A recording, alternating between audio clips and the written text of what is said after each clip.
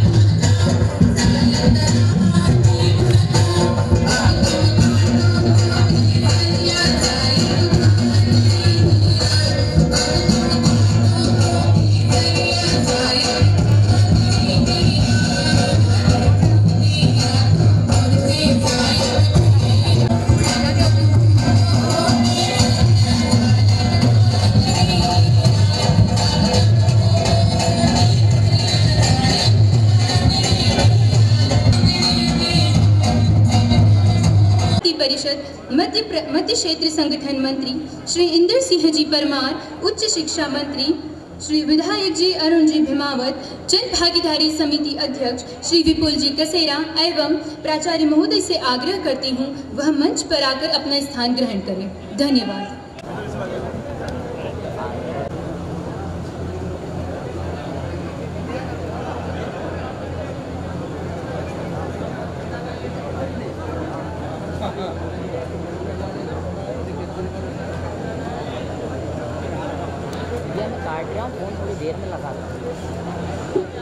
करती हूँ। अब मैं माननीय अतिथिगण जन भागीदारी समिति अध्यक्ष प्राचार्य महोदय से अनुरोध करती हूँ वह द्वीप प्रज्वलित कर इस कार्यक्रम का शुभारंभ करें।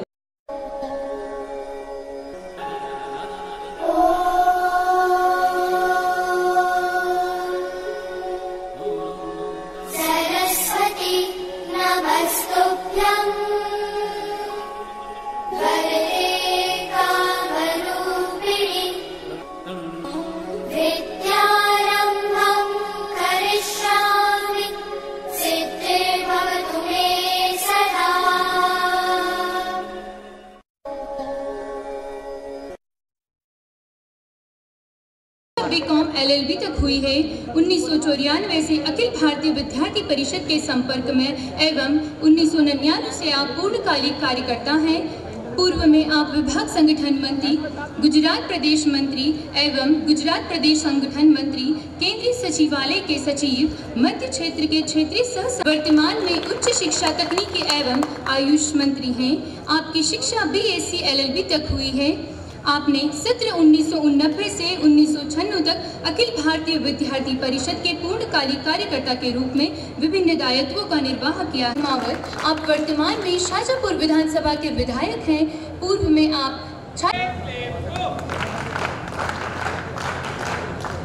सर्वप्रथम में वंदे मातरम गीत के लिए शशि सोनी को मंच पर आमंत्रित करती हूँ। वह आए और इस गीत के वंदे मातरम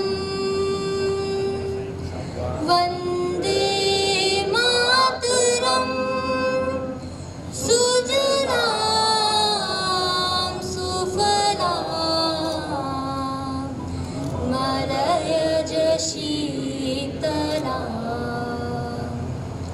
शस्य श्यामलाम मातरम वंदे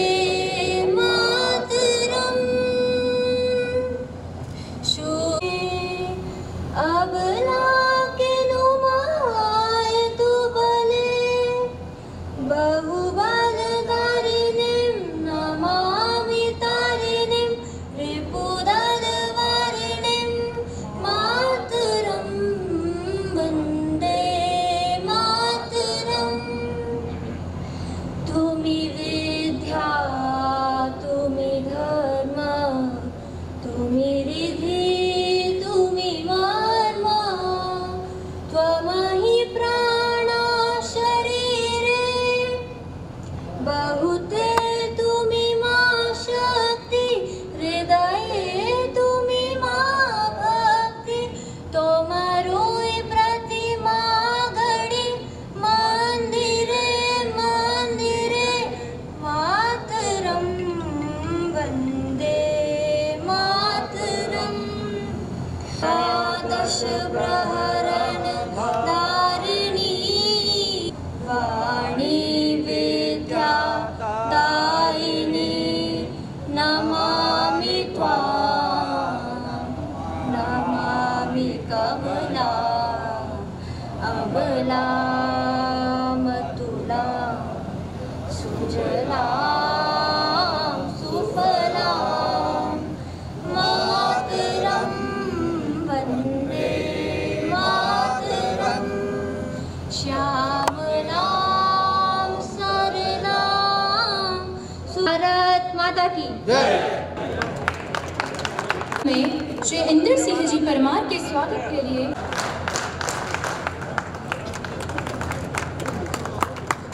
श्री अरुण जी भिमावत के स्वागत के लिए मैं प्राचार्य महोदय को आमंत्रित।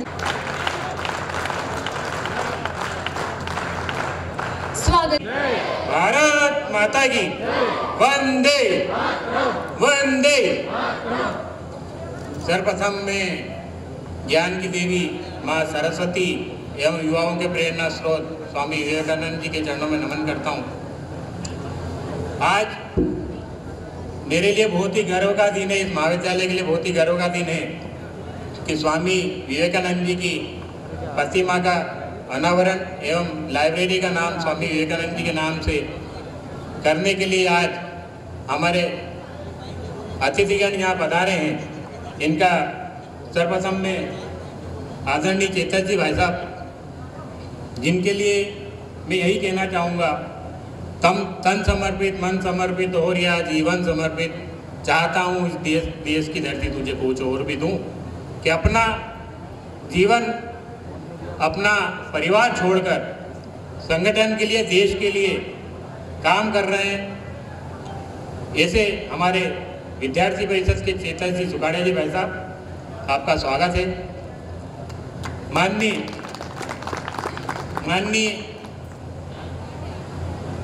मध्य प्रदेश शासन के उच्च शिक्षा मंत्री इंदर सिंह जी भाई साहब, जिनके लिए कहा जाता है पूरे मध्य प्रदेश में जो मूल्यों पर आधारित राजनीति करने में विश्वास रखते हैं एवं विद्यार्थी परिषद के संगठन मंत्री के रूप में अनेक कार्यकर्ताओं का जिन्होंने निर्माण किया, ऐसे मेरे राजनीतिक गुरु आदरणीय इंदर सिंह जी भाई साहब, आपका स्वागत है। शाहजहाँपुर के लोकप्रिय विधायक जिन्हें कहा जाता है अवैध किला ढाने में माहिर हैं, हमारे ऐसे शाहजहाँपुर के युवा विधायक आदरणीय अरुण भीमावत जी एवं महाविद्यालय के युवा प्राचार्य, जिनके सहयोग से बहुत अच्छा हमको यहाँ काम करने का अवसर मिल रहा है। लगता ही नहीं कि वे प्राचार्य हैं, ऐसा लगता है कि बिल्कुल हम जैसे ही विद्यार्थियों के साथ ऐसे ही बैठ जाते हैं, ऐसे ही सब कुछ है। जहाँ कॉलेज में देखते हैं तो लगता है कि उनका प्राचार्य वाला रूप ना होकर एक पालक का रूप है। ऐसे हमारे आदरणीय प्राचार्य महोदय विभूति जी, आज महाविद्यालय में बहुत ही हमारे लिए गर्व का दिन है कि आज ऐसे महान हमारे अतिथिगण यहाँ पधारे हैं, उनका मैं सभी का स्वागत करता हूँ। विद्यार्थी परिषद के प्रांत संगठन मंत्री आदरणीय संदीप जी भाई साहब हमारे बीच हैं, आपका स्वागत है। विभाग संगठन मंत्री जी आदरणीय अंकित जी यहाँ पधारे हुए हैं, आपका स्वागत है। केंद्र आपका निवास है। एवं विद्यार्थी परिषद के हमारे और भारतीय जनता पार्टी के कई वरिष्ठ कार्यकर्ता यहाँ उपस्थित है। माननीय अम्बाराम जी भाई साहब, माननीय भाभी भट्ट जी, अम्बाराम जी पूर्व में जिलाध्यक्ष रहे, हम भारतीय जनता पार्टी के भाभी भट्ट जी प्रदेश मंत्री हैं, दिनेश शर्मा जी, संतोष बराड़ा जी जिले के महामंत्री, दोनों विद्यार्थी परिषद के हमारे पूर्व कार्यकर्ता हैं, गोपाल राजपूत जी वरिष्ठ हमारे उपाध्यक्ष हैं, अमित शर्मा जी जनभागीदारी सदस्य, महेंद्र मोहन सोनी जी पूर्व प्रांत उपाध्यक्ष, आप सभी का और जहाँ विद्यार्थी समस्त पधारे में समस्त जो प्राध्यापकगण हैं, पत्रकार बंधु हैं, सभी का मैं स्वागत वंदन अभिनंदन करता हूँ।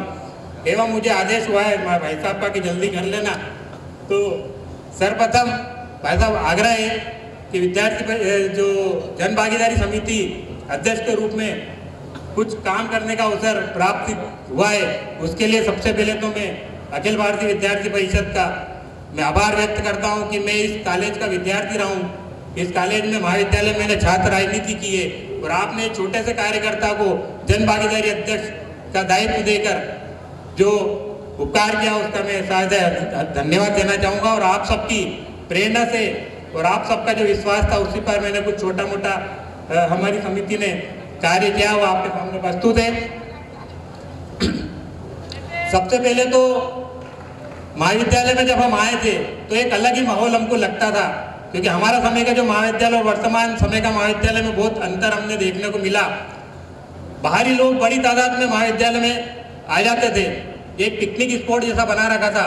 तो हमारी जनभागीदारी समिति ने तय किया कि महाविद्यालय के समस्त विद्यार्थियों के लिए ड्रेस कोड हमने लागू किया, स्टाफ के लिए ड्रेस कोड लागू किया और हमें अत्यधिक प्रसन्नता है कि 90% विद्यार्थी ड्रेस कोड का पालन करते हैं, मैं वो आप सभी का उसके लिए आभार व्यक्त करता हूँ। दूसरा, महाविद्यालय में आज़ादी के बाद से ही इस महाविद्यालय में हमें कुछ कोर्सों की आवश्यकता लगती थी। यहाँ सौवित्त की केवल 2 पाठ्यक्रम चलते थे, बीकॉम और बीकॉम कंप्यूटर एप्लीकेशन और बीएससी कंप्यूटर साइंस। एमएससी ऐसे पाठ्यक्रम के लिए विद्यार्थियों को भोपाल, इंदौर, उज्जैन जाना पड़ता था। बहुत सी बच्चियां मुझसे कहती थी कि भाई साहब, सर आप एमएससी चालू करा दीजिए, हमारे पेरेंट्स हमको बाहर जाने नहीं देते। तो उस पीड़ा को समझते हुए मैंने चारों तरह की MSc, physics, botany, zoology, maths और बीबीए, एमएचडब्ल्यू, बीसीए, ये पाठ्यक्रम हमने सबसे पहली बैठक में ही प्रस्ताव पास करके प्रारंभ किया है और वो आज सभी पाठ्यक्रम बहुत अच्छे से चल रहे हैं। इसके लिए मैं सभी स्टाफ का आभारी हूँ। हम इस वर्ष से हमने 4 नए पाठ्यक्रम सौवित्त से प्रारंभ करने की योजना बनाई है, जिसमें एक स्पोर्ट्स से रिलेटेड, एक लाइब्रेरी से संबंधित और योगा, ऐसे 4, वो एक पत्रकारिता, ऐसे हमने 4 विषय नवीन सौवित्त से प्रारंभ करने की बैठक में प्रस्ताव पास किया है। हमारे पास पीछे शासन से कुछ 4 कमरे बनने का राशि आई थी, जिसे पीछे के 4 कमरे बने, कुछ राशि उससे बनी थी। हाउसिंग बोर्ड का कहना था कि ये राशि हमारे पास 3-4 लाख रुपए बची, इस राशि का हम क्या करें, क्या इसे वापस भेज दें। तो उस समय के प्राचार्य और हम सब उस पर विचार ही कर रहे थे, यार हमको राशि चाहिए, हमको काम करना है, क्या करें। और उसी समय वो इंजीनियर साहब हमारे पास आए थे, हम यहाँ बैठ के योजना बना रहे थे। हमने उनसे कहा कि भैया हम राशि के लिए तो बहुत तरह के प्रयास कर रहे हैं और आप ये राशि वापस क्यों भेज रहे हो। अब कुछ भी अच्छी योजना, तो बाहर का, लाइब्रेरी के बाहर का जितने भी पेपर ब्लॉक का जो काम हुआ और वाहन जो जहाँ तक बेहतर सर्किट तरीके से जहाँ तक आ जाते थे, उनको रोकने के लिए कि वाहन वहीं रहे, तो जिग-जैग गेट और पेपर ब्लॉक का निर्माण हमने वहाँ करवाया, जिसमें ना तो जनभागीदारी समिति की कोई राशि लगी, ना ही उच्च शिक्षा विभाग की कोई राशि लगी। और हमारा एक कार्य, बहुत अच्छा कार्य, बहुत जरूरत वाला कार्य हमारा ऐसे ही संपन्न हो गया। महाविद्यालय में छात्राओं को जागरूकता के उद्देश्य से जो द केरला स्टोरी मूवी आई थी, तो हमने महाविद्यालय की 500 छात्राओं को जनभागीदारी के सहयोग से, जिसमें जनभागीदारी समिति, हमारे प्राध्यापकगण, 100 माननीय सांसद जी के माध्यम से, ऐसे तीसरा 100 हमारे ऐसे सहयोग से, ऐसे 300 हमने महाविद्यालय की छात्राओं को निःशुल्क दिखवाया और उसके लिए छात्राएं बहुत बहुत प्रसन्न हुई। ये अगला जो कार्यक्रम हमारे द्वारा किया गया, आदरणीय वैसा आप देख रहे हैं, एनएसएस के जो बच्चे हैं, इनकी हर काम में ये आगे रहते हैं, हर गतिविधि में आगे रहते हैं। उनकी एक डिमांड थी कि हमें ड्रेस कोड दिलवाई जाए, क्योंकि उनकी एक इच्छा थी कि परेड में वो शामिल होना चाहते थे, लेकिन ड्रेस के कारण से वो परेड में शामिल नहीं हो पाते थे। तो जन भागीदारी समिति ने अपने फंड से ड्रेस कोड उनको दिलवाई और बहुत ही अच्छी बात रही कि इस बार के पहले बार के प्रयास में वो परेड में शामिल हुए और उन्होंने परेड में बी ग्रुप में द्वितीय स्थान हासिल करके महाविद्यालय और शाहजहाँपुर का नाम रोशन किया। उसके लिए बहुत बहुत वो बधाई के पात्र है।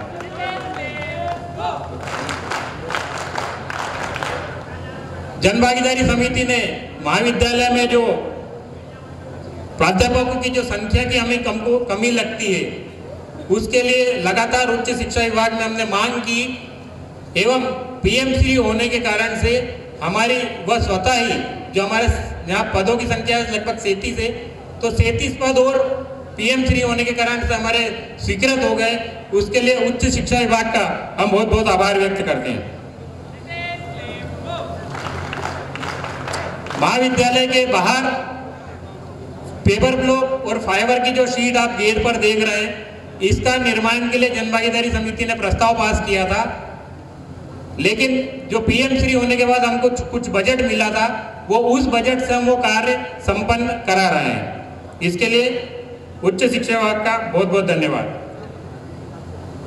भाई साहब, एक यहाँ पर बहुत पुरानी परंपरा महाविद्यालय में चलती है, हमारे समय से ही चलती है कि महाविद्यालय में हम गणेश चतुर्थी पर गणेश जी बिठवाते हैं। बहुत पुरानी परंपरा है, हम पढ़ते थे उसके पहले से ही।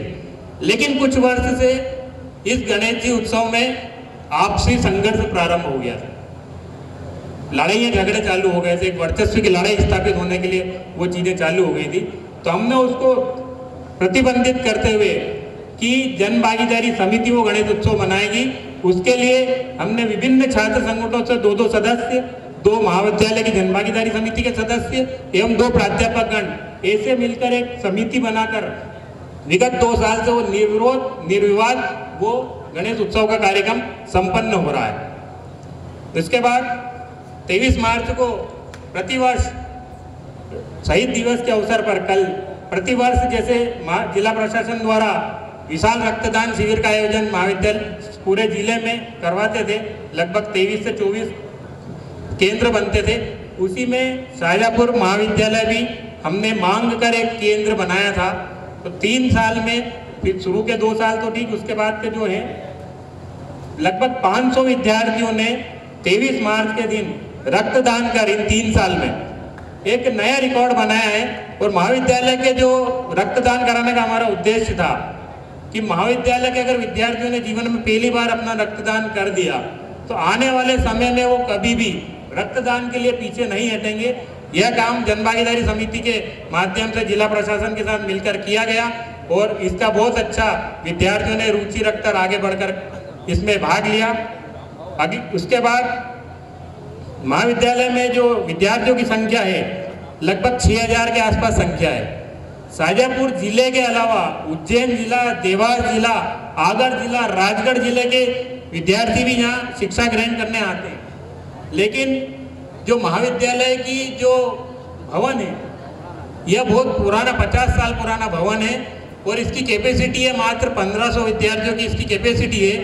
तो जन भागीदारी समिति ने अपना प्रस्ताव पास करके कि नए भवन की हमको उच्च शिक्षा विभाग से मांग करनी है और उसके लगातार हम मांग करने के बाद प्राक्कलन तैयार करना, तकनीकी स्वीकृति और ये सब मांग करने के बाद आज लगभग फाइनल स्टेज में हमारा भाई साहब से ऐसे चर्चा होती है कि वो बहुत अच्छी आज को शायद मुझे खुशखबरी भाई साहब दे दें। इसके लिए हम जन भागीदारी लगातार प्रयास करती रही और मुझे विश्वास है आज ना भाई साहब उस संबंध में कुछ खुशी तो आप अच्छी घोषणा कुछ करें।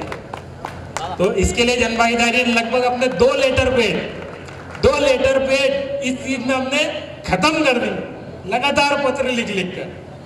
तीसरा मैंने कल बोला एक और छाप देना।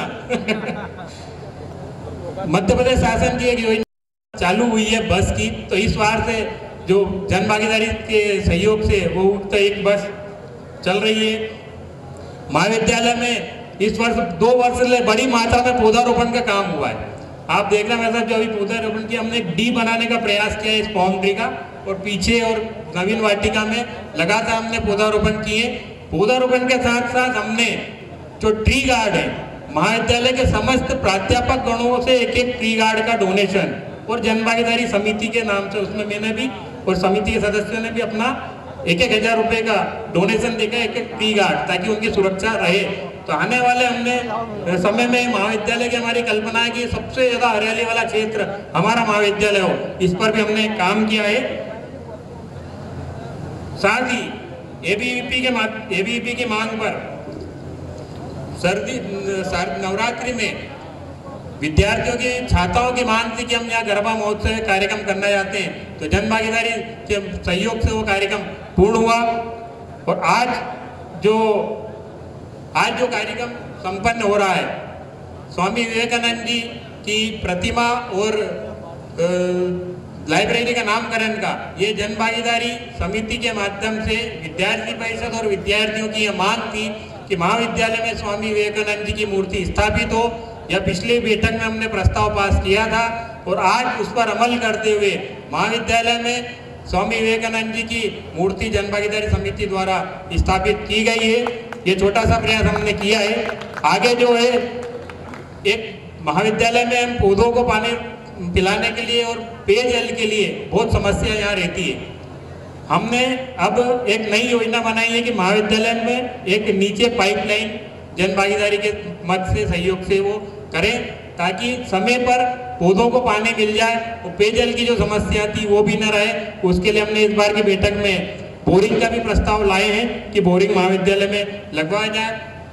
आदरणीय भाई साहब, जन भागीदारी समिति से ये छोटे छोटे हमने काम करने का प्रयास किया। चूंकि जन भागीदारी समिति के पास बहुत ज़्यादा अधिकार नहीं होते हैं, हमने यह भी प्रयास किया कि ज़्यादा हमको फंड वाले काम नहीं करना है, लेकिन जो अन्य व्यवस्था संबंधी जो काम हो सकते हैं जिसमें हम कुछ कर सकते हैं, वो काम हमने इस 2 वर्ष में हमने करने का प्रयास किया है। तो अगर इसमें आप सबको कुछ और लगता है तो हमें मार्गदर्शन दें ताकि हम कुछ कर सकें। अब छोटा सा मांग पत्र है कि वो मैं आप सब अतिथियों के सामने प्रस्तुत करना चाहूँगा।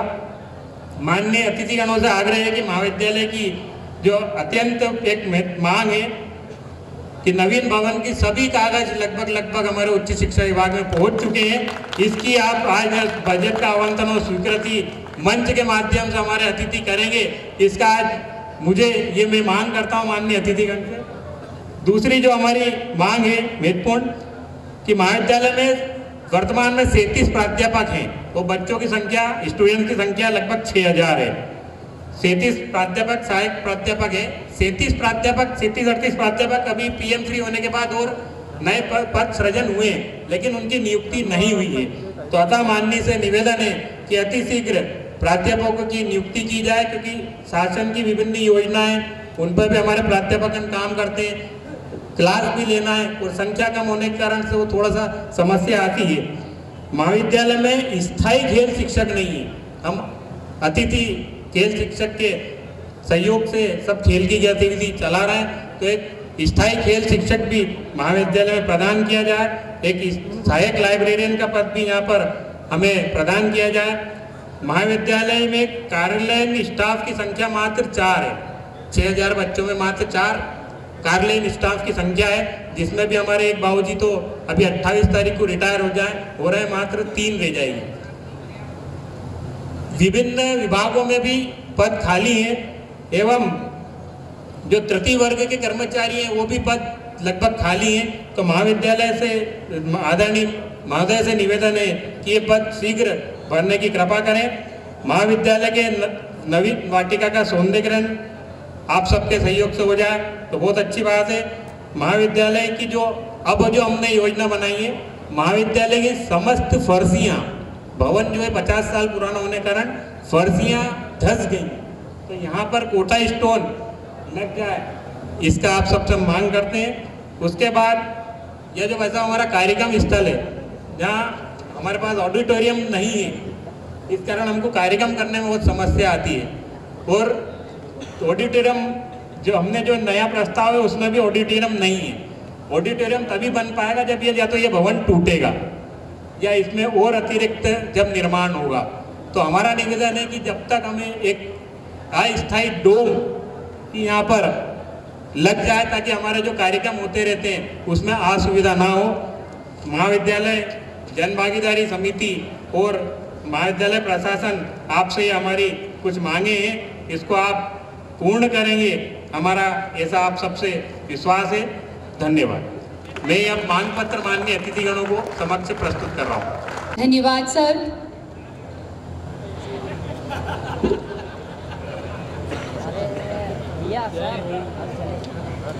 आप पीछे आ जाओ सर, जूम दिया राइट सब में दिया।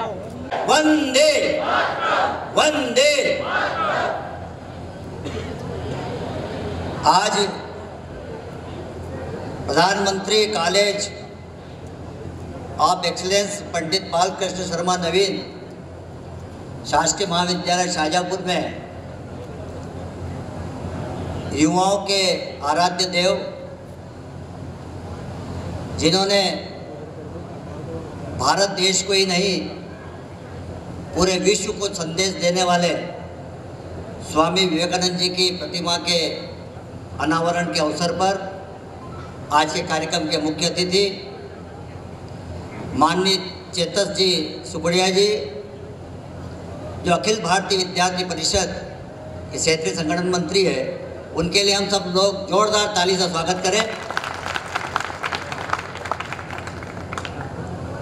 आज के हमारे अतिथि शाहजहाँपुर जिले के सुजालपुर विधानसभा क्षेत्र से विधायक और मध्य प्रदेश शासन में उच्च शिक्षा मंत्री आदरणीय भाई साहब इंदर सिंह जी परमार जी, उनके लिए भी हम सब लोग जोरदार ताली से स्वागत करें।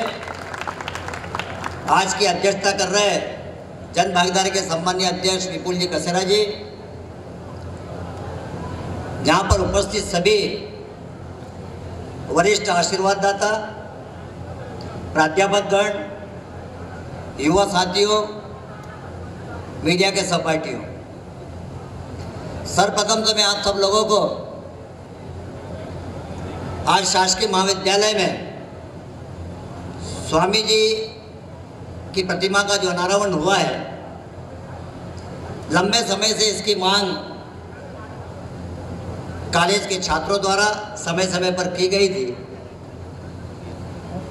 निश्चित रूप से इसको पहले इसका अनावरण हो जाना चाहिए था, लेकिन कहते हैं सब काम समय पर होते हैं। आज वो सौभाग्यशाली दिन आया है। इस अवसर पर मैं पुनः आप सब लोगों को हार्दिक अभिनंदन, हार्दिक स्वागत और बधाई देता हूँ।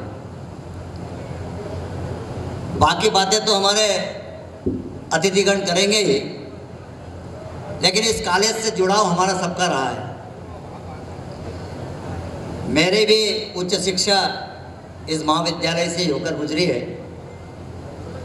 यहाँ से अखिल भारतीय विद्यार्थी परिषद के माध्यम से समाज जीवन में पदार्पण करने का सौभाग्य मुझे मिला था,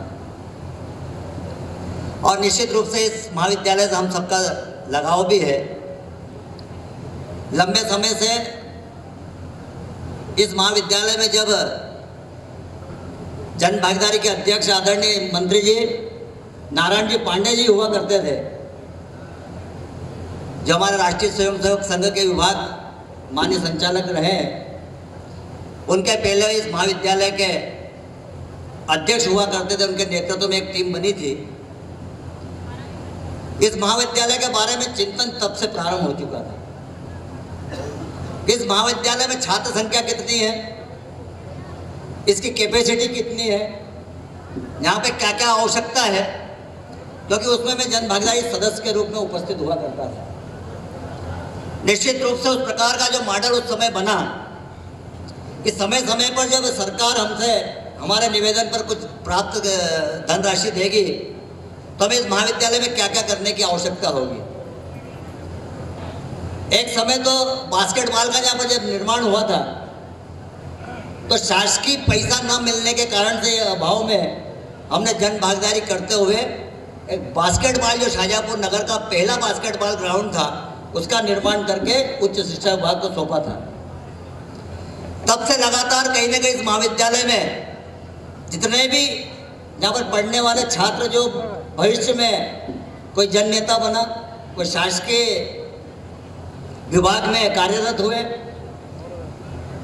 आपके नेतृत्व में पिछले समय जब प्रदेश के मुख्यमंत्री आदरणीय मोहन जी यादव जी उच्च शिक्षा मंत्री थे, उस समय फैसला लिया गया था कि 2 या 3 साल में पूर्व छात्रों को बुलाकर एक कार्यक्रम ऐसा आयोजित किया जाए जो महाविद्यालय से जोड़ने का काम हो।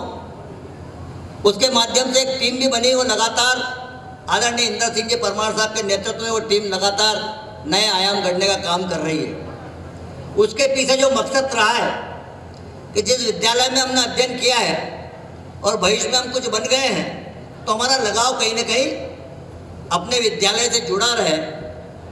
ऐसा विद्यालयों में भी तय हुआ, जो स्कूली शिक्षा मंत्री थे जब से हाई सेकेंडरी स्कूलों में भी और उच्च शिक्षा में भी इस प्रकार का वातावरण पूरे प्रदेश में बनकर तैयार हुआ है। और आज हमें गर्व है कि जो जो भी छात्र यहाँ पर रहे उनका लगाव कहीं ना कहीं जन भागीदारी समिति के माध्यम से जुड़ा हुआ है। मैं ज़्यादा कुछ नहीं कहते हुए, कोई हमें आदरणीय संगठन मंत्री जी को सुनना है, माननीय मंत्री जी को सुनना है।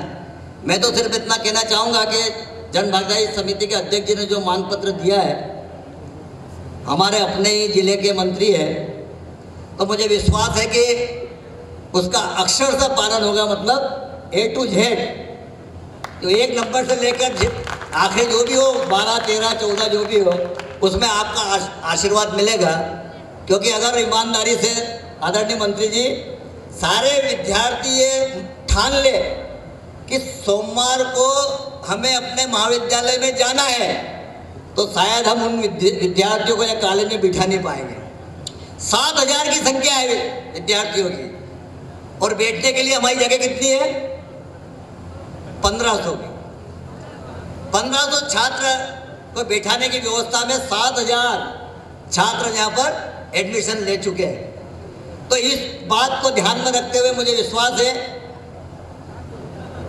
बजट में भी हमने मांग करी है और मुझे विश्वास है आज उसकी घोषणा यहाँ पर होने वाली है या होगी, क्योंकि अभी जब तक मुंह से नहीं निकल जाए तब तक हम कह नहीं सकते हैं। और निश्चित रूप से ये बड़ा काम हमारा आज शासकीय महाविद्यालय में होने जा रहा है और नई बिल्डिंग हमें मिलेगी ऐसा मुझे विश्वास है। साथ ही शाजापुर विधानसभा क्षेत्र में 2 महाविद्यालय हो रहे, 3 है ऐसे। एक कन्या महाविद्यालय हमारा अति करीबी में है, उसको जन भागीदारी से चलाया था, तो हम उसको PM श्री कॉलेज में अगर मर्ज कर देंगे तो निश्चित रूप से वहाँ की बिल्डिंग दूसरे काम में हमें आ जाएगी। और वो PM श्री कॉलेज की जो आपकी कल्पना थी उसको साकार आपने किया। इसमें निश्चित रूप से हमें खुशी इस बात की है कि एक ही छत के नीचे सारे विषय हमें मिल जाएंगे और हमें हर फैकल्टी में प्राध्यापक भी मिलेंगे, ये गारंटी है। मतलब हमें मांग करने की आवश्यकता नहीं पड़ेगी। अब संसाधन मिलेंगे, प्राध्यापक मिलेंगे, सब्जेक्ट मिलेंगे, सब फैकल्टी हमारे को एक ही छत के नीचे मिलेगी, बिल्डिंग मिलेगी, ऐसा मुझे विश्वास है।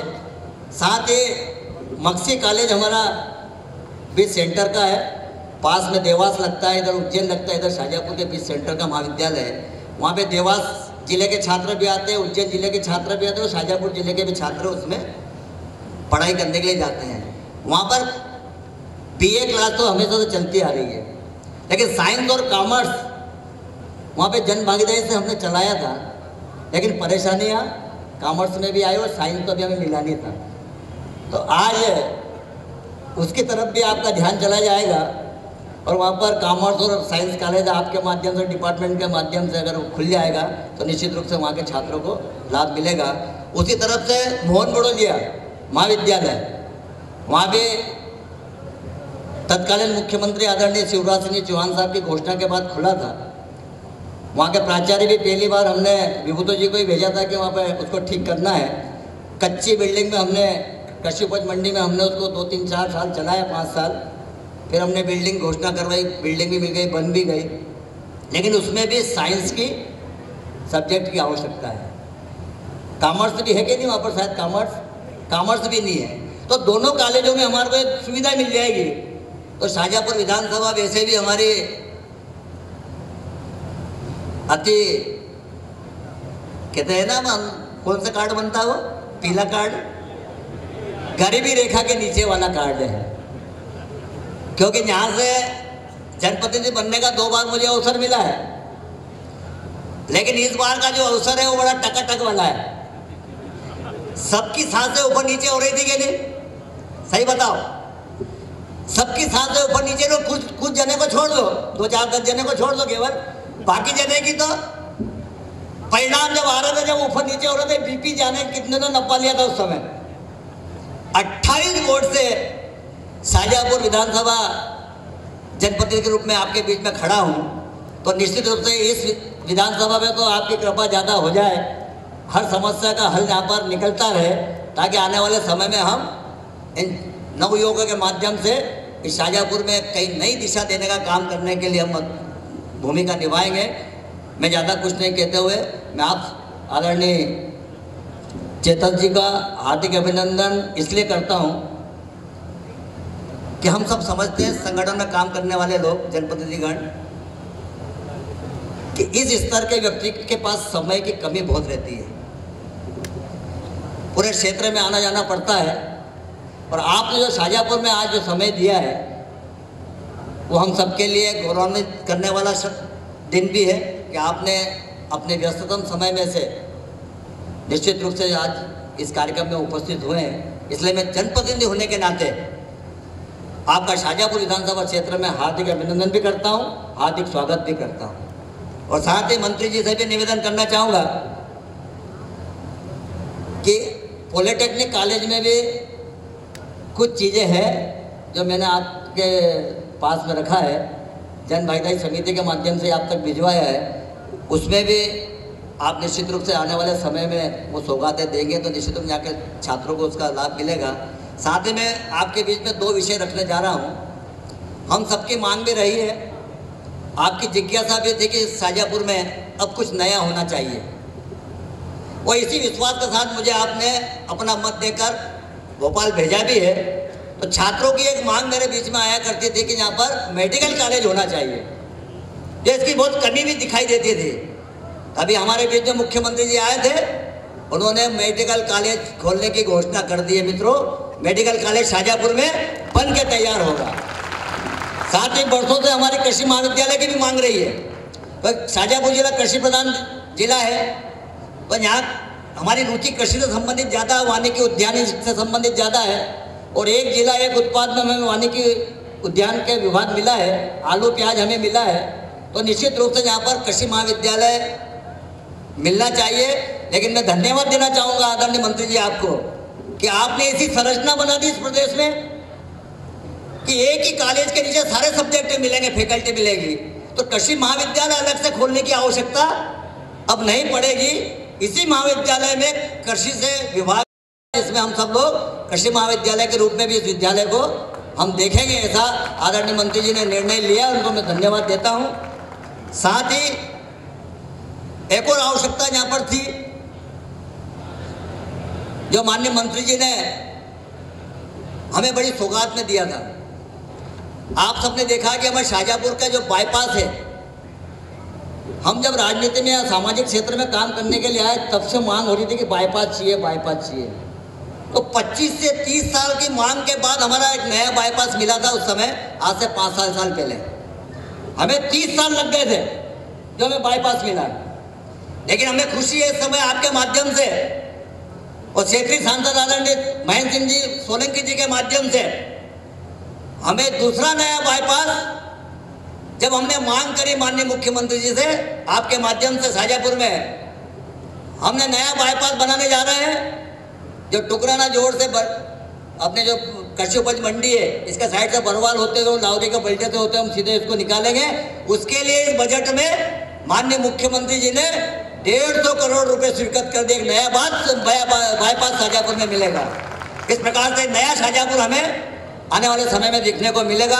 मैं पुनः अतिथियों का स्वागत करता हूं, आप सब लोगों का स्वागत करता हूं। जन भागीदारी समिति के अध्यक्ष और पूरी टीम को मेरी ओर से साधुवाद, बहुत बहुत धन्यवाद। जय हिंद, जय भारत। धन्यवाद सर। अब मैं माननीय श्री उच्च शिक्षा मंत्री श्री इंदर सिंह जी परमार से अनुरोध करती हूँ और आप आए और अपने आशीष वचनों से हमें प्रेरित करें। धन्यवाद सर। आज स्वामी विवेकानंद की प्रतिमा अवसर पर मंच पर विराजमान अखिल भारतीय विद्यार्थी परिषद के हमारे क्षेत्रीय संगठन मंत्री आदरणीय चेतन जी, इस क्षेत्र के लोकप्रिय विधायक आदरणीय अरुण जी, यहाँ के प्राचार्य जी, जन भागीदारी के समिति के अध्यक्ष विपुल कसारा जी, यहाँ पर उपस्थित सभी जनप्रतिनिधिगण, पदाधिकारीगण, विद्यार्थी परिषद के सभी पदाधिकारीगण, इस महाविद्यालय के सभी विद्यार्थी भाइयों बहनों और पत्रकार बंधुओं, मैं सबको नमस्कार करता हूँ, प्रणाम करता हूँ।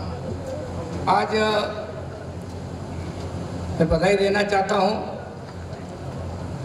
कि पूरा देश स्वामी विवेकानंद जी को, विशेषकर युवा शक्ति, अपना प्रेरणा स्रोत मानते हैं। और एक हर महाविद्यालय में, हर स्कूल में और हर कॉलेज में स्वामी विवेकानंद का स्टैचू होना चाहिए। सरकार की मंशा के अनुरूप है कि जनभागीदारी समिति ने बड़ा निर्णय किया और आज हमको मूर्त रूप में वो देखने को मिला है। मैं बधाई देता हूँ। हम जानते हैं कि भारत की परंपरा में जिस प्रकार से स्वामी विवेकानंद जी ने देश को खड़ा करने का काम किया था, ऐसे समय में जब निराशा का वातावरण था, 1857 के स्वाधीनता आंदोलन में जिस प्रकार का सोचा गया था, उस प्रकार से जब सफलता नहीं मिली तो लोग बहुत सारा समूह तो ये सोचने लगा था कि अब देश खड़ा भी नहीं हो सकता है। लेकिन ऐसे निराशा के काल में जब भारत के लोग अपने स्वत्व का भाव को भी भूल गए थे, ऐसे में स्वामी विवेकानंद ने फिर से भारत के लोगों को दिशा दी थी, और केवल भारत के लोगों को नहीं। तो जब शिकागो के सम्मेलन में वो गए, वहां की व्यवस्था ने, वहां के लोगों ने उनको बहुत ज्यादा महत्व नहीं दिया, लेकिन जब भाषण के लिए वो खड़े हुए, दुनिया के जितने भी उस विश्व धर्म सम्मेलन में लोग आए थे, प्रतिनिधि आए थे, सब प्रतिनिधियों ने अपने अपने हिसाब से बोला था। केवल एकमात्र भारत के युवा सन्यासी ऐसे थे जिन्होंने उस पंडाल में उपस्थित सभी को भाई और बहन करके संबोधित किया था, ब्रदर एंड सिस्टर। पूरा सभा हाल तालियों से गूंज उठा था। उनको लग रहा था कि भारत की धरती पर से आने वाला व्यक्ति हमको भाई और बहन करके संबोधित कर रहा है। दुनिया में ये सभ्यता, ये संस्कृति नहीं दिखती है जो केवल भारत में दिखती है। दूसरा बड़ा एक काम, जब वो बोलने के लिए शुरू हुए थे आगे, क्योंकि विश्व धर्म सम्मेलन था, दुनिया के सभी धर्म ग्रंथों को एक जगह रखा गया था, भारत के धर्म ग्रंथों को भी रखा गया था, लेकिन रखने वालों की भाव यह था कि भारत का जो धर्म ग्रंथ है इनको एक प्रकार से तिरस्कार के भाव से सबसे नीचे रख दो। जब उन्होंने देखा कि भारत के जो धर्म ग्रंथ है वो टेबल पर ऐसे जमे हुए हैं, तो स्वामी विवेकानंद जी ने कहा कि मैं उस धरती से आता हूं जिस धरती ने दुनिया को मानवीय दृष्टिकोण दिया है और जिनका धर्म दर्शन ये दिखाता है कि दुनिया की सारी सभ्यताएं उस पर टिकी है। एक प्रकार से एक उपवास के रूप में जो उन्होंने काम किया था उसको अपने पक्ष में करने का काम किया, और फिर तालियों से पूरा पंडाल गूंजा था। स्वामी विवेकानंद का इस धरती के प्रति जो प्रेम रहा है, जब वो लंबे समय के बाद विदेश से आए, भारत में लौटे, तो जिस प्रकार से एक छोटा बच्चा अपने मां से लंबे समय से दूर हो जाता है और जब मां मिलती है तो मां की गोद में लिपट लिपट करके, और मां भी उससे स्नेह करती, प्यार करती है। जब स्वामी विवेकानंद अपनी धरती पर आए वापस, सबसे पहले वो अपनी इस मिट्टी से लेट गए, धरती पर लेट गए, और मां, भारत मां को कह रहे थे कि मां मैं तेरे से बहुत समय से दूर था, मैं तेरे प्रेम से, स्नेह से दूर था, मैं आज फिर तेरी गोद में आया हूं। इस प्रकार से अपनी मातृभूमि के प्रति मां जैसा प्रेम करने का भाव यदि भारत के लोगों को दिखाया है तो स्वामी विवेकानंद ने दिखाया है। हम उस भारतीय ज्ञान परंपरा के पोषक हैं। और आज की शिक्षा नीति में जो 2020 में बनकर तैयार हुई है, देश ने अंगीकार किए, उस शिक्षा नीति में भारतीय ज्ञान परंपरा को सम्मिलित करने का निर्णय इस देश के शिक्षाविदों ने, सामाजिक कार्यकर्ताओं ने, वैज्ञानिकों ने मिलकर किया है। और इसलिए शिक्षा नीति अब किसी दल की शिक्षा नीति नहीं, तो ये राष्ट्रीय शिक्षा नीति हो गई है, पूरे राष्ट्र की शिक्षा नीति हो गई। क्योंकि हम अपने सभ्यता के आधार पर, हमारे शौर्य और पराक्रम के आधार पर, हम हमारे ज्ञान के आधार पर, हमारी मातृभाषाओं के आधार पर अपने देश को फिर से दुनिया का सिरमौर बनाने का संकल्प 2020 की राष्ट्रीय शिक्षा नीति के माध्यम से लेने जा रहे हैं। और उसमें जिस प्रकार के परिवर्तन हो रहे हैं, व्यापक बदलाव हो रहे हैं, पहली बार आपको देखने को मिलेगा। अभी तक जो शिक्षा नीति थी, स्वतंत्रता के बाद भी वही शिक्षा नीति जो अंग्रेजों ने प्रचलन में प्रारंभ की थी वही चलती रही। लेकिन स्वतंत्रता के बाद में लंबे समय तक उसके बोझ से हम लोग इतने दब गए कि अपने स्वाभिमान को भी भूल गए, और ऐसा लगता ही नहीं था कि हम भारत के लिए कुछ कर सकते हैं। एक समय तो ऐसा आया था बीच का कालखंड कि जब भारत का कोई व्यक्ति, कोई विद्यार्थी यदि दूसरे देश में चला जाता था पढ़ाई कर रहे, वो जब वापस कभी परिवार में बीच में आता था तो हम पूछते थे कि आपको वहाँ कैसा लगता है। वो जो जवाब देता था, आप जरा सुनिए। मैं जिसने एक मेरे सुजालपुर में एक पढ़ने वाला मेरा साथी था, वो आया तो मैंने कहा भाई कैसा लग रहा वहाँ? उन्होंने कहा इंडिया में कुछ नहीं है जी, भाव बदल गए। अपनी माँ के प्रति जिस प्रकार से लोगों ने भाव बदल लिए, ऐसे अपने देश के प्रति भाव बदलने का काम होता था। लेकिन हम सौभाग्यशाली है कि देश ने फिर से करवट ली है, बदलाव आया है, परिवर्तन आया है। अब भारत से बाहर जाने के बाद भी भारत माता की हुंकार करने का काम दुनिया में भारत के छात्र भी करते हैं। और भारतवंशी और लोग जो कभी उनके पूर्वज भारत से हमें दूसरे देशों में गए हैं, वो वहां भी आज भी वंदे मातरम का उद्घोष करते हैं। ये भारत की बढ़ती हुई ताकत का परिणाम दुनिया में देखने को मिलता है। और इसलिए ये जो शिक्षा नीति है, ये शिक्षा नीति केवल रोजगार तक सीमित नहीं है। रोजगार भी उसका एक विषय है, लेकिन केवल रोजगार तक सीमित नहीं है। ये शिक्षा नीति राष्ट्र के पुनर्निर्माण का एक बड़ा माध्यम बनने वाली है। 2047 में जब भारत, हम कई बार चर्चा करते हैं 2047 की बात क्यों होती, 2047 की बात क्यों होती। मैं कहना चाहता हूं कि 2047 की बात इसलिए हो रही है कि 2047 तक, यानी आजादी के 100 साल जब पूरे करेगा, तब भारत पूरे यौवन पर विश्व गुरु भारत के रूप में विश्व मंच पर स्थापित होगा। क्योंकि ये आज की जो संतानें हैं, हम जो बेटे बेटियां हैं, हम उस भारत माँ को सर्वश्रेष्ठ स्थान देने के लिए अपना सब कुछ सर्वश्रेष्ठ देने के लिए तैयार है। और इसलिए 2047 जब 100 साल आजादी के पूरे होंगे, तब का भारत कैसा, हम क्या सोचते हैं तब का भारत कैसा होगा? मैं सभी भाई और बहनों से अपील करता हूं, आह्वान करता हूं, आप जरा विचार करो कि 2047 के भारत में मेरी भूमिका क्या होगी। मैं इस राष्ट्र के पुनर्निर्माण में अपना क्या योगदान दूंगा। मैं जितनी योग्यता अर्जित करके, जो क्षमता है, सामर्थ्य है, क्या उसको अपने देश के लोगों के जीवन में बदलाव लाने के लिए लगाऊंगा? क्या अपने देश को दुनिया का सिरमौर बनाने के लिए आगे काम करूंगा? इस प्रकार का संकल्प लेते हुए हम यदि आगे बढ़ेंगे तो मुझे विश्वास है कि 2047 का भारत विश्व गुरु भारत होगा। और विश्व गुरु भारत के साथ साथ एक और बात मैं हमेशा बोलता रहता हूं, अब हम केवल अपने लोगों की भूख मिटाने वाला देश नहीं रहा। आज हमारे देशों की भूख मिटाने की सामर्थ्य हमारे देश के किसानों में है। खाद्यान्न के अन्न के भंडार भरे हैं, कमी नहीं है। अब हमको किसी दुनिया के किसी देश के पास कटोरा लेकर के अनाज मांगने नहीं जाना पड़ता है। ये हमारे देश के किसानों ने उत्पादन कर दिया है। लेकिन 2047 तक क्या हम यही रहेंगे क्या? मैं कहता हूं कि 2047 तक हम केवल अपने लोगों का भरण पोषण करने वाला भारत नहीं होगा, हम दुनिया का भी भरण पोषण करने का सामर्थ्य रखने वाला भारत बनेंगे। दुनिया का भरण पोषण करने का सामर्थ्य रखने वाला भारत बनेंगे। और भारत पहले से था, पहले था भारत। इसलिए मैं विश्वास के साथ कहता हूं कि भारत की संतानें अपने शौर्य और पराक्रम से, अपनी मेहनत से, अपने पसीने से राष्ट्र के पुनर्निर्माण के संकल्प को जब पूरा करेंगे, तब भारत उस स्थिति में होगा कि दुनिया में भी यदि अनाज की जरूरत पड़ी तो केवल भारत देगा, केवल भारत देगा।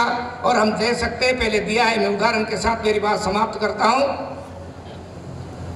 जब भगवान राम, भरत, लक्ष्मण, शत्रुघ्न नामकरण हो रहा था जन्म के बाद में, ज्योतिषी राजा दरबार, दशरथ जी के दरबार में ज्योतिषी लोग बैठे थे, नामकरण करने के लिए बात हो रही थी, क्या नाम रखा जाए। राम जी का नाम रखा, लक्ष्मण जी का रखा, शत्रुघ्न का रखा और भरत जी का रखा। सबके लिए तुलसीदास जी महाराज ने अलग अलग चौपाई में वर्णन किया, बखान किया है।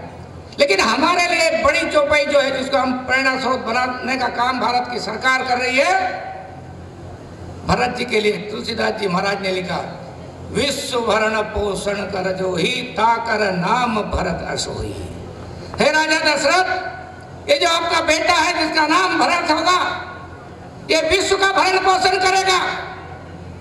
और हमारे दादा दादियों ने, हमारे पूर्वजों ने हमको बताया होगा कि भरत जी ने दुनिया का भरण पोषण किया था, किसानों को भी अनाज देने का काम किया था।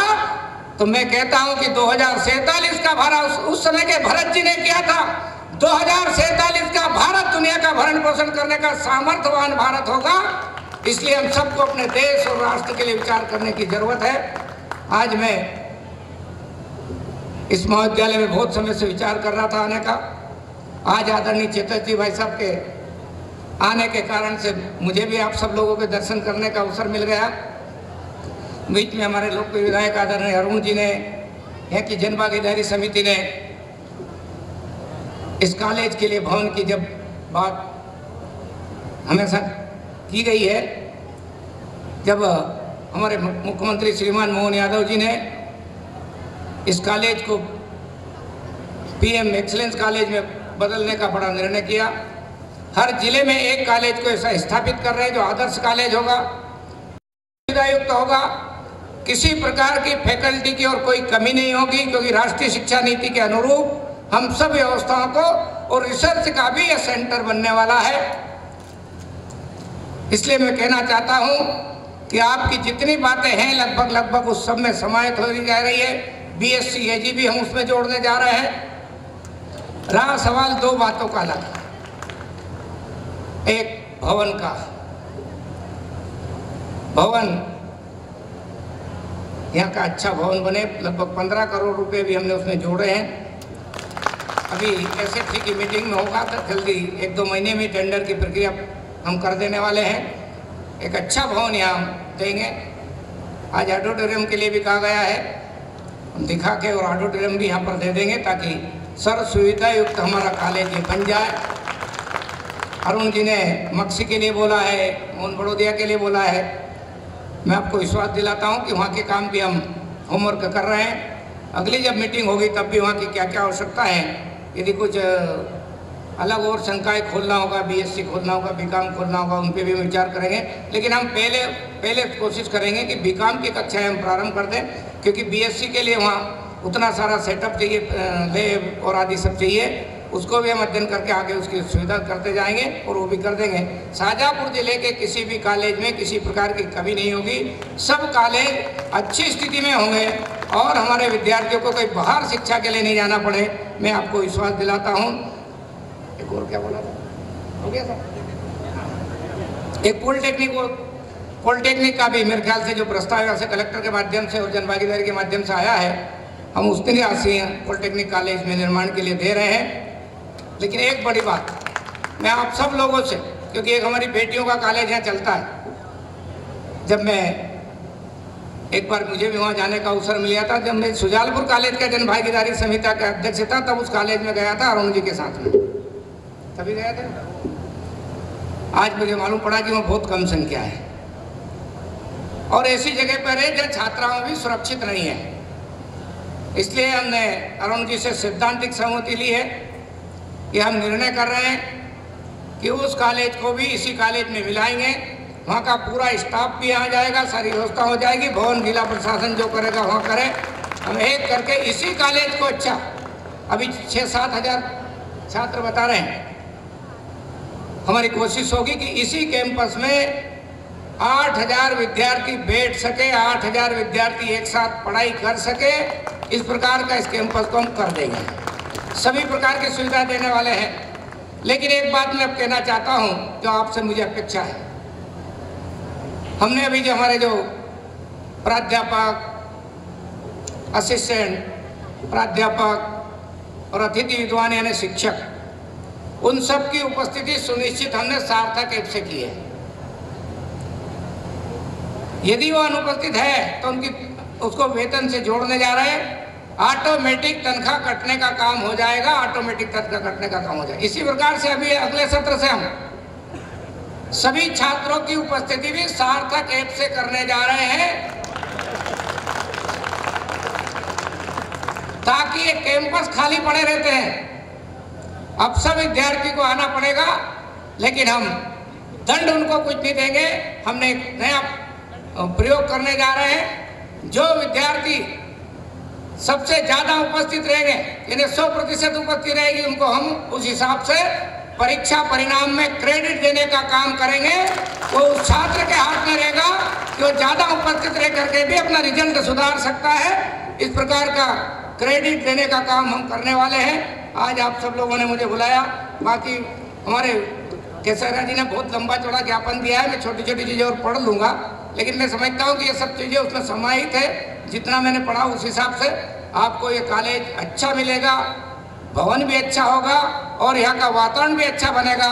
बस हम सब एक अनुशासन का पालन करने वाला केंद्र बन जाए तो मैं समझता हूँ कि जैसी मंशा सरकार की है कि हमारे एक्सीलेंस कॉलेज है वो बहुत अच्छे शैक्षणिक माहौल बना के रहे, वहाँ का वातावरण अच्छा रहे, सकारात्मक रहे और देश के लिए जोश पैदा करने वाला कैंपस हमेशा बना रहे। इसलिए मैं आप सबको बधाई देता हूँ और शुभकामना देता हूँ। धन्यवाद सर आपके मार्गदर्शन के लिए। मैं एनसीसी कैडेट और एनएसएस कैडेट और सभी प्राध्यापकों से निवेदन करती हूँ आप यहीं उपस्थित रहिएगा। सर के मार्गदर्शन के पश्चात ग्रुप फोटो होगा तो आप यहीं रहें सभी। अब मैं अखिल भारतीय विद्यार्थी परिषद संगठन मंत्री माननीय श्री चैत्र सुखाड़िया जी से अनुरोध करती हूँ आप आए और अपने प्रेरक विचारों से हम सभी को मार्गदर्शित करें।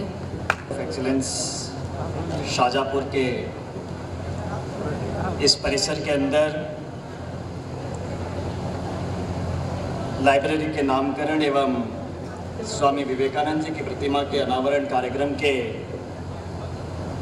इस गरिमामय मंच के ऊपर उपस्थित मध्य प्रदेश शासन के माननीय उच्च शिक्षा मंत्री आदरणीय इंदर सिंह परमार जी, इस क्षेत्र के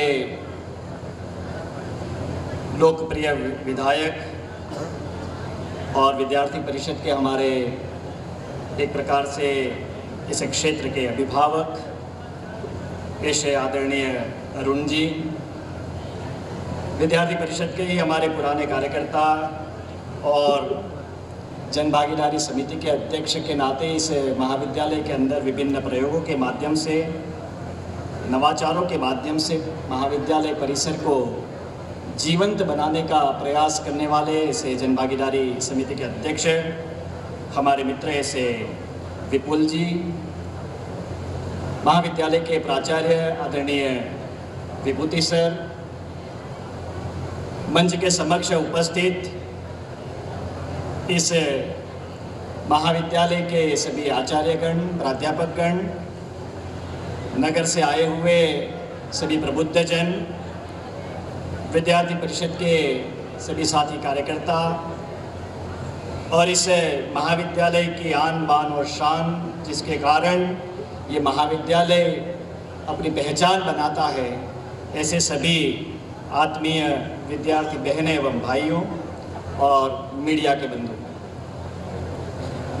आज एक अनोखा प्रसंग इस महाविद्यालय ने अपने प्रांगण में लिया है और जिनके बारे में कहते हैं कि जिनके ओजस्वी वचनों से गूंज उठा था विश्व गगन, जिनके ओजस्वी वचनों से गूंज उठा था विश्व गगन, वही प्रेरणा पुंज हमारे पूज्य स्वामी विवेकानंद, वही प्रेरणा पुंज हमारे पूज्य स्वामी विवेकानंद। हजारों हजारों साल से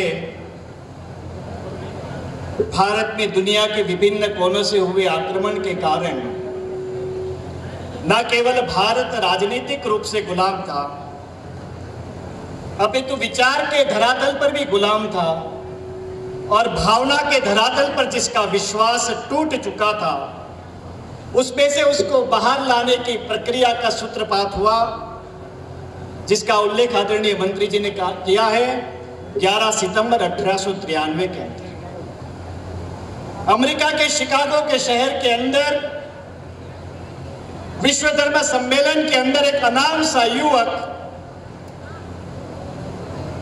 जिसको बोलने की अनुमति नहीं थी, बोलने की अनुमति तो क्या उसको भाग लेने तक की अनुमति नहीं थी, वो अनाम सा युवक उस विश्व धर्म सम्मेलन के अंदर खड़ा होता है और उसके मुंह से जो पहला वाक्य निकलता है, my sister's and brothers of America, तो कहते हैं कि उस सभागार में उपस्थित 7,000 लोग लगातार तालियों की गड़गड़ाहट करने लगे। तो मुझे लगता है कि वो अनाम सा युवक जिसको उस सभा में बोलने की अनुमति नहीं थी, भाग लेने की अनुमति नहीं थी, नियति ने कोई ऐसी योजना बनाई कि उसको भाग लेने की और अंतिम वक्ता के रूप में बोलने की अनुमति मिलती है, और उस युवक भारत का प्रतिनिधित्व करता है, और भारत का प्रतिनिधित्व करते हुए उसके मुंह से जो पहले शब्द निकले वो केवल कोरे शब्द नहीं थे, वो इस भारत की सांस्कृतिक पहचान थी, इस भारत के संस्कारों की पहचान थी, इस भारत की आध्यात्मिक पहचान थी।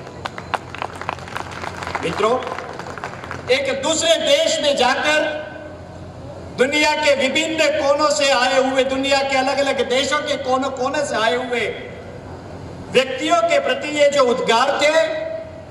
उद्गार थे वो इस पृथ्वी के ऊपर हजारों साल से चली आई उस परंपरा का, उस सभ्यता का, उस संस्कृति की पहचान थी।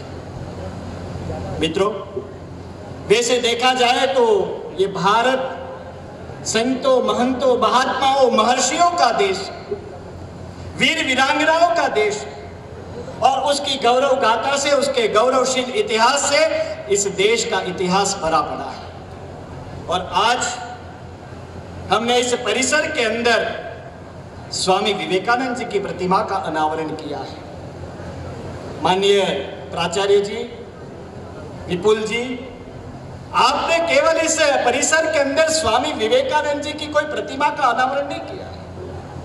आज आपने भारत के उस गौरवशाली इतिहास को, भारत की उस आध्यात्मिक परंपरा को और भारत की उस वास्तविक पहचान को देश और दुनिया के सामने उजागर करने वाले ऐसे स्वामी विवेकानंद जी की प्रतिमा के रूप में एक विचार का अनावरण इस परिसर के अंदर किया। इसलिए मैं आपका तो अभिनंदन करता हूं, और इस कार्य को करने के लिए आपको प्रेरित करने वाली अखिल भारतीय विद्यार्थी परिषद की इस शाजापुर इकाई का भी मैं अभिनंदन करना चाहता हूं कि आपके संयुक्त प्रयास से आज इस परिसर के अंदर एक ऐसे व्यक्तित्व का, जिसके जन्म के भी 160 साल से ज्यादा हो चुके हैं, लेकिन आज भी विचार करिए 160 साल के पश्चात भी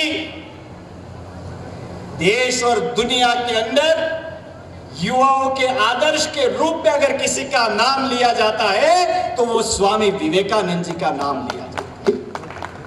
मित्रों, इसलिए एक छोटे से गांव के अंदर जन्म लेने वाला एक छोटा सा नरेंद्र नाम का बालक, उस नरेंद्र नाम के बालक की स्वामी विवेकानंद तक की यात्रा कब प्रारंभ हो जाती है उससे वो अनजान था। लेकिन महज 39 वर्ष की आयु के अंदर इस छोटे से अपने जीवन काल के अंदर देश और दुनिया के अंदर भारत की इस पहचान को, और विशेषकर भारत की आध्यात्मिक पहचान, भारत की राष्ट्रीयता को, भारत की सांस्कृतिक पहचान को नए आयामों के स्वरूप में स्थापित करने वाले स्वामी विवेकानंद जी थे। भारत के इतिहास के अंदर ऐसे और कुछ नाम थे, उनमें से स्वामी विवेकानंद जी का नाम ये आज हम सब के लिए प्रेरणादायी है। और आज देखिए कि आज इस काल के अंदर भी 160 साल के बाद भी विवेकानंद जी का साहित्य, विवेकानंद जी का लिटरेचर, दुनिया में किसी महापुरुष का लिटरेचर सबसे अधिक मात्रा में विक्रय होता है, क्रय होता है, तो वो स्वामी विवेकानंद जी का है। युवा अपनी जेब में किसी रोल मॉडल का फोटो रखता है तो वो स्वामी विवेकानंद जी का। स्वामी विवेकानंद जी के विचारों से युवा प्रेरित होता है, और क्यों ना। इसलिए अगर स्वामी विवेकानंद जी के बारे में पूछते हैं तो ये स्वामी विवेकानंद जी थे कौन?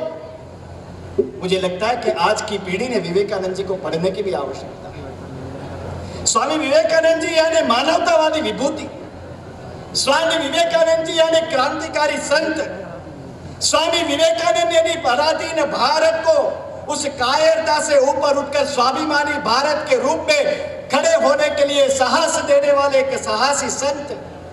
स्वामी विवेकानंद यानी रामकृष्ण परमहंस के, जिसको गुरु के रूप में माना, ऐसे गुरु के रूप में शिक्षा ग्रहण करने वाले एक आदर्श विद्यार्थी। स्वामी विवेकानंद यानी इस समाज को, भारतीय समाज को निरक्षरता, अज्ञानता, गरीबी और भूखमरी के सामने लड़ने के लिए तैयार करने वाले एक योद्धा स्वामी विवेकानंद यानी राष्ट्र पुरुष, स्वामी विवेकानंद यानी युग नायक, स्वामी विवेकानंद यानी क्रांतिकारी। मुझे लगता है कि जितनी उपमाएं उनको दे दे वो सारी उपमाएं कम है। लेकिन आज जिस प्रतिमा का आपने अनावरण किया है वो प्रतिमा केवल प्रतिमा नहीं रहनी चाहिए। उनके बारे में सर्वपल्ली राधाकृष्णन जी कहते थे कि स्वामी विवेकानंद अगर हमें कोई अनुरोध किया है तो उन्होंने अनुरोध किया है हमारी आध्यात्मिकता की ओर जागरूक होने का। रविंद्रनाथ टैगोर कहते थे कि अगर आपको संपूर्ण भारत को जानना है, भारत को समझना है तो स्वामी विवेकानंद जी को पढ़िए।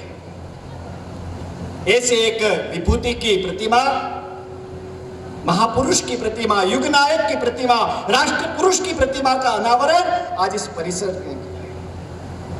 जिस बात का उल्लेख आदरणीय मंत्री जी कर रहे थे, यूरोप के अंदर अनेक वर्षों के बाद रहने के बाद जब स्वामी विवेकानंद भारत की ओर परत आ रहे थे, वापस आ रहे थे, जिस जहाज के अंदर वो चढ़े उस जहाज के अंदर उनका एक अंग्रेजी मित्र भी उनके साथ था।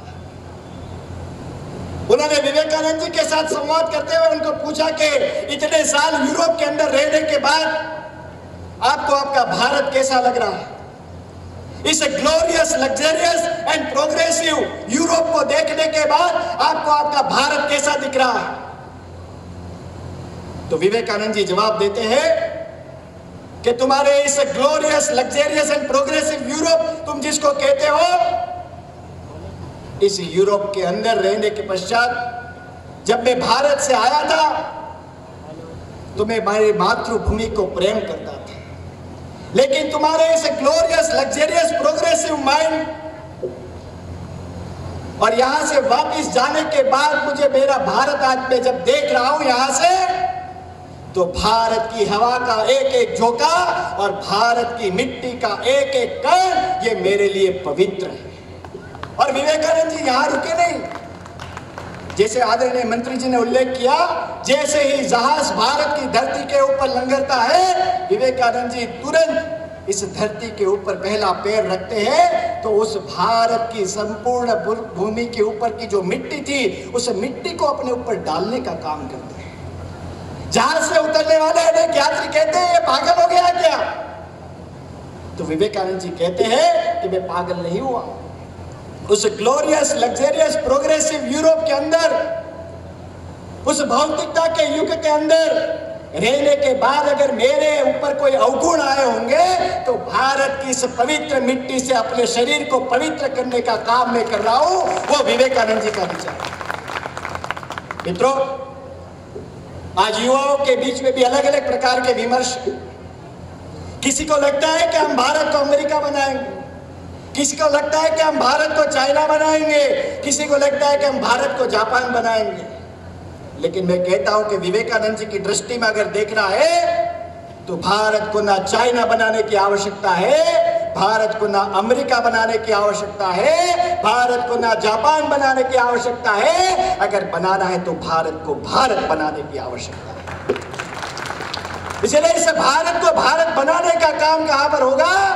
तो जिसका उल्लेख आदरणीय मंत्री जी ने और विधायक जी ने भी किया कि भारतीय ज्ञान परंपराओं के माध्यम से और उसका सिंचन ऐसे महाविद्यालय परिसरों के अंदर से जब विद्यार्थियों में होगा तब भारत को भारत बनाने का काम होगा।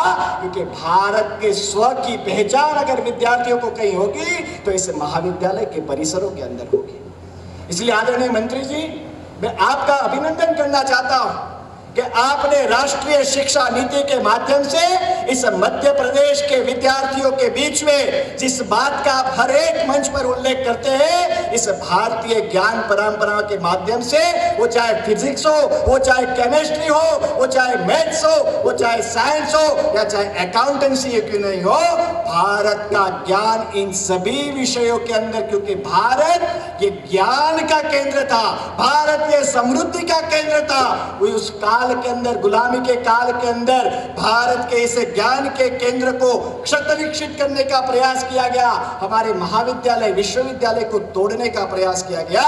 लेकिन आज एक फिर से समय आया है कि भारत अपने स्व की पहचान के साथ खड़ा होगा, और इसमें मुझे लगता है कि इस राष्ट्रीय शिक्षा नीति एक बड़ा काम करने जा रही है। और आने वाले विकसित भारत का सपना अगर हम देख रहे हैं तो उस विकसित भारत के साकार होने में युवाओं की भूमिका भी कुछ कम नहीं होगी। लेकिन एक बात का दुख मुझे जरूर है, शायद मंत्री जी का भी वो दुख है, उन्होंने परोक्ष रूप से उस दुख को इस मंच से जाहिर भी किया है। विपुल जी ने बड़े भवन की बात की, आदरणीय विधायक जी ने भी बड़े भवन की डिमांड की।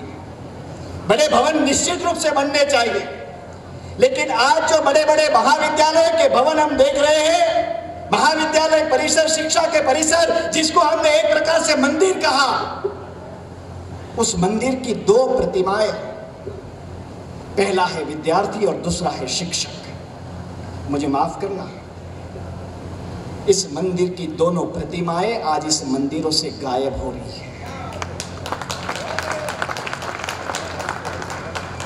परिसरों के अंदर विद्यार्थी नहीं है और सरकार शिक्षकों की भर्ती नहीं कर रही है। इसलिए इस परिसर जिसको हमने मंदिर कहा, उस मंदिर की दोनों प्रतिमाएं आज धीरे धीरे विलुप्त हो रही है। विद्यार्थी महाविद्यालय के परिसर के अंदर नहीं आ रहे हैं। विधायक जी मुझे कह रहे थे कि अगर सारे विद्यार्थी परिसर के अंदर आ गए तो बैठने की व्यवस्था भी नहीं है। इसलिए मैं इस मंच से आप सबको कहना चाहता हूं कि अगर हम 2047 के अंदर भारत की स्वतंत्रता की शताब्दी के लिए विकसित भारत का सपना देख रहे हैं, तो उस विकसित भारत का सपना, उसमें युवाओं की भूमिका, और उस युवाओं की भूमिका के लिए युवाओं को तैयार करने का काम इसी शैक्षिक परिसर से होने वाला है।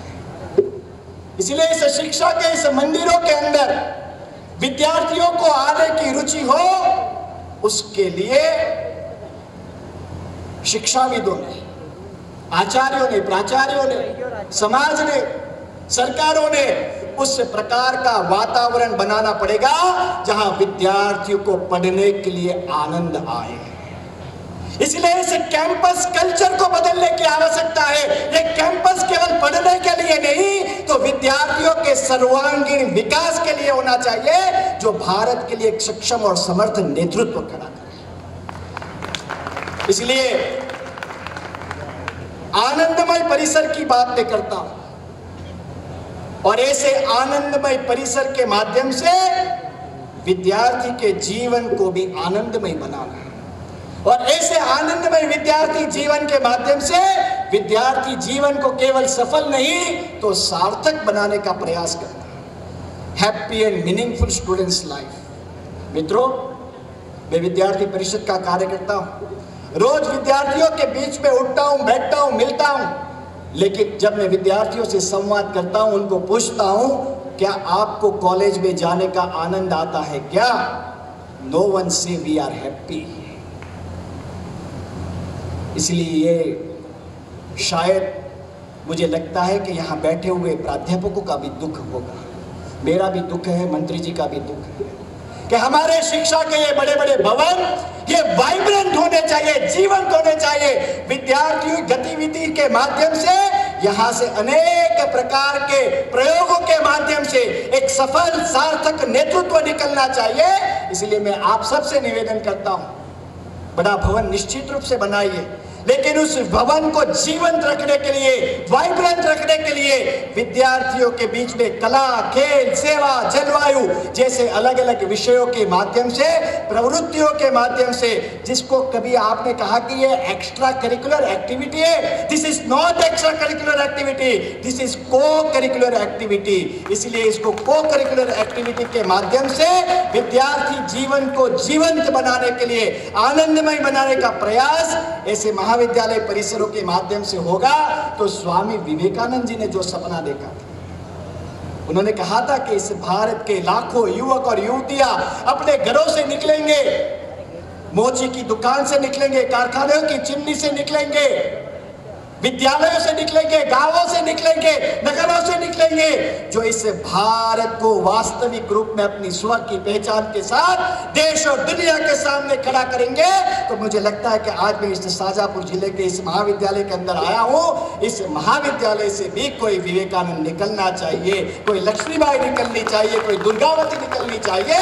ऐसे परिवर्तन के वाहक हम सभी लोग हैं। आप सब ने मुझे बुलाया, मैं आप सबको शुभकामना देता हूं।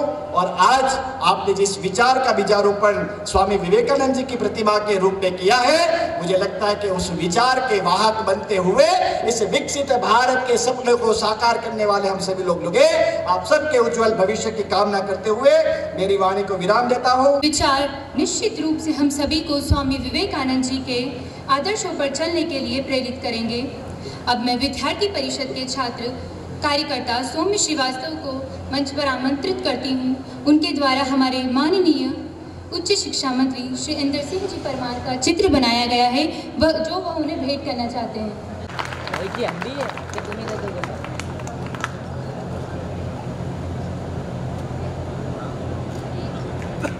मैं प्राचार्य महोदय से अनुरोध करती हूँ, वह श्री विपुल जी कसीरा से मैं आमंत्रित।